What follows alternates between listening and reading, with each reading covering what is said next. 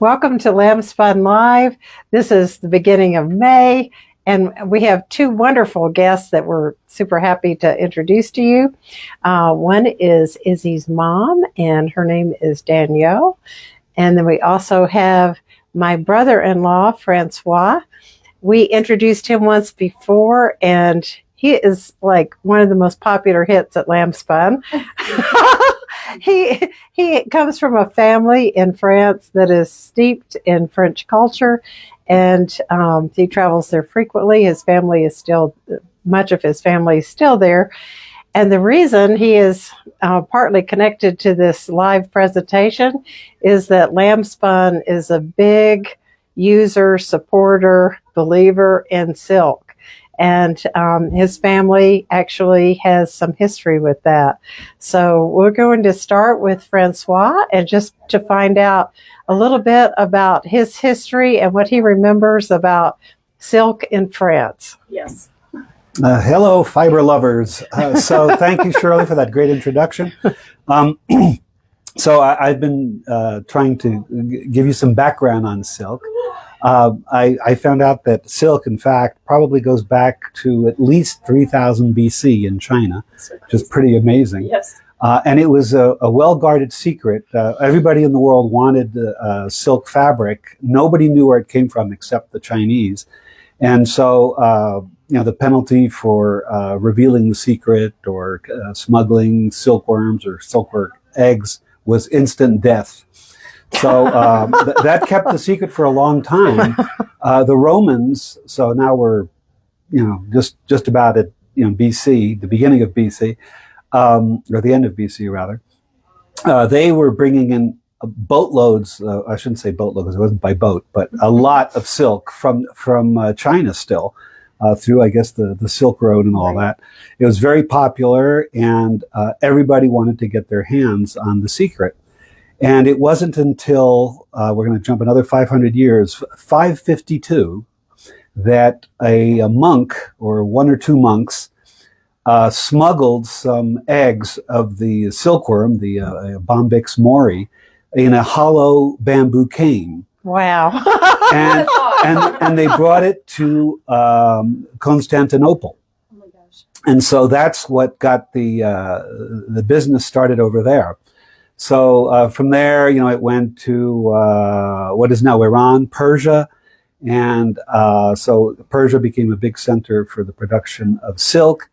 And when during the Arab conquest, when Islam spread across, the Middle East and Persia in particular, it reached other parts of the Middle East. So the Constantinople specialized for a long time in weaving, but they never really did a lot of raising of the silkworms, etc. So anyway.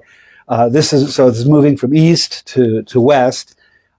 Centers, what is now Italy was just a bunch of city-states. Right. And so some of them became specialized in producing the silkworms. So they brought in, just oodles of mulberry trees because that's the exclusive food of the silkworm.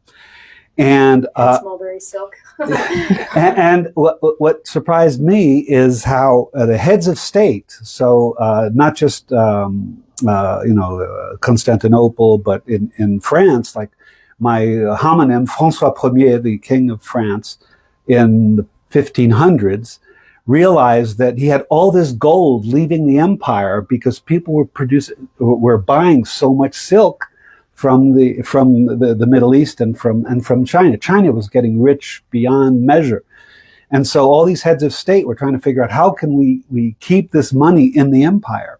So again, my homonym François Ier set on this big mission he brought in tens of thousands of mulberry trees that he planted all over France, in particular in the region where my ancestors lived, and declared Lyon to be the silk weaving capital of France. So they had the exclusive rights to weave, and so a whole silk culture developed there, that continued for hundreds of years. anyway, when silk made it to France, probably a silkworm, whatever, I don't know, what do you call it, husbandry or raising the Culture. silkworms anyway, really started in France in earnest, probably in the 1500s. And really, it grew and grew and grew because silk was such a popular fabric that it probably peaked in the mid to late 1800s. So, and that's the period where my family got involved. So my before the war, when she was a little girl, someone had given her 3 silkworms. And so coming back from school, she'd pick like a handful of mulberry leaves and put it in the box, and the silkworms would eat it. And as they grew, she'd take like 2 handfuls or 3 handfuls. And anyway, eventually these, they cocooned, and through metamorphosis, the butterfly came out, and then they laid eggs, and then they had a zillion silkworms just from 3 silkworms originally. That's they had awesome. a zillion silkworms in their garage. And so at first, when they come back from school, they come back again with a few handfuls of leaves. But as these things grow, and they're very voracious, they would have to cut limbs off the trees and bring them. And it was this exhausting work. And eventually they got hundreds of cocoons. The story of the silk in our family. Thank you so much. And, it just enriches. The more we know, the more fun it is to use these incredible fibers. And we've been spinning silk just even today. We have a spinning wheel that Izzy has been working on, making one of our sample skeins for our next savings club. And I think we forgot to bring it here, the wheel, but we do have the yarn. So this is a beautiful example of one of our newest blends of silk and merino. And she plied it with one of our hand-dyed, very fine silks. And yeah, I can tell you it's really soft. It's super, super nice. This is the second fiber blend that we're planning on showing in the next special savings club. And you can see the actual fibers together here. The shine on this, if you can see it, is the silk, and it's blended with merino. And I can tell you it is a delight to spin, and what fun to know more about that silk today. Yeah. And speaking of our hard work, yes, we have to see what Danielle has been making. And she's a brand new crocheter, is that right? Yes. So tell us about this. So this all began with my daughter, Izzy. When I would come in from out of town, I wanted to work on a project too. And so we started picking from your wall over there. Oh, yes. Different colors. Every time I would come in town. Yes. There is this beautiful basket here. Hundreds of colors. Hundreds of colors. And I would pick maybe 2 or 3 of them every time I would come in town. And I've just added on, and I'm not following a pattern. I just keep adding on to wherever I leave off. It's a beautiful yarn called Cumulus and Cumulus Dappled. It's by Knitting Fever Yarns. We're very happy to have an entire wall of this yarn.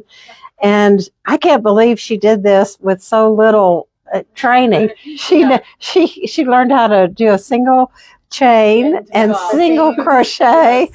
And Izzy helped her with how to join these. So we're going to take a big picture of this, put it on display.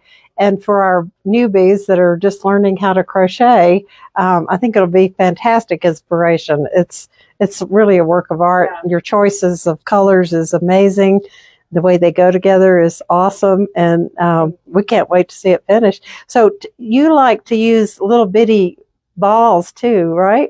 Yes. When I fly on the plane, I like to take a single ball and make whatever, start a new square. So you don't worry about how much it is or how big it is? Nope, I just make it, and then Isabel shows me how to connect it wherever we connect it. Or if you ever get stuck, she just starts a new square and we'll add it later. Yeah, next time she sees me. So I think Izzy needs to teach this class. Yeah. We will soon have her involved with teaching crochet. And if you haven't signed up for classes yet, we have classes available now for June, July, and August. And there's plenty of classes that are a whole month, but we know summertime is a time when you like to travel, so we have these little make and takes. And one of the make and takes involves something that we'll show you that we practiced yesterday, and it's blending board watercolor felting using a blending board. And these are three, some are still in process, but these are designs that are actually created on the blending board, and then they are wet felted and needle felted. And what a fun day we had yesterday. I love the flowers with the eyes. That's so silly. So the dates for these make and takes are June 14, 19, and August 23rd. They're Saturdays around 9 o'clock. And it's called Watercolor Blending Board Felting Design. And we are currently having our tools of the trade sale right now. So if you are lucky enough to purchase one of the blending boards that are left, you will get a beautiful bag of fibers to go with. These are local wools. They are silk blends, all different colors, textures. And you can take that class for blending board design and be off and running with a new summer project. Yeah, and usually for our tools of the trade, it will have the rows. Yes. It'll have the row if you. There are signs in our shop, so you can see whether it's a new piece of equipment that has a sale, or this one is a gently used wolf pup. It includes a free class series, a brass sleigh hook, a heddle threading hook, a stick shuttle. This is all through the month of May on sale, and different things featured throughout the store. We even have a sale on the sale pieces in our sale room. Yeah. So it's totally fun to take advantage of May's tools of the trade sale. The blending board design and process, this is just to show you how we start with it before it goes on the wall. We use soap and water and just a little bit of rubbing, and you work on a small tray, and I think that'll be a fantastic summertime make and take. If you have friends coming into town, you just want to do a one-day class, it's perfect. Yes. Even the kits are perfect too. If Yes. you don't know what to buy. Yes. The footprints in the snow. Yes, and this is actually like turning into a year-round wonderful project to start on. Paula Meisters designed it. She has the pattern included, and we've got these wonderful, beautiful, beautiful shades of yarn that are mixed together to make a really plush, generous scarf. Yeah, and it's hard to tell, but they both have glitter. Oh yeah, on the camera. they're very sparkly, but they're soft. Yes. Soft, beautiful, and an easy knit design for that is just super easy. If you can knit and purl, you can do this. Yep. So without further ado, we need to show you one brand new weaver. She actually came in yesterday. She's like very excited. She went in our sale room. She found a loom she liked that is gently used, and we didn't even have it like threaded so she could see if it was working, but we've now taught her how to thread it. She's back here weaving on it as we speak. This just began yesterday, and we just thought it would be really fun for you to meet Sierra. So we'll just take a quick little walk through the store and show you this wonderful. This is Sierra, and she is working on this beautiful, gently used Shack 25-inch table loom. It's such a pretty color. This is your very first weaving. Very first weaving, yeah. Do you know what this pattern is called? I don't know what this pattern is called. This is called a twill. It's obviously very easy. She just literally knew nothing yesterday, came in here, and is now doing a beautiful scarf. This is the cumulus cotton in both the warp and the weft, and I am so proud of you. It looks amazing. And I love the color choices. Thank you. So these little miracles happen in here almost every day. Yes. And we're very, very grateful to share this with you. So we have a special treat next week with Sun coming from Rowan DMC Yarns, showing us all the new things for fall in addition to some summer fun things. And so stay tuned for next week, and we'll see you at Lambspun Live Wednesday at 2.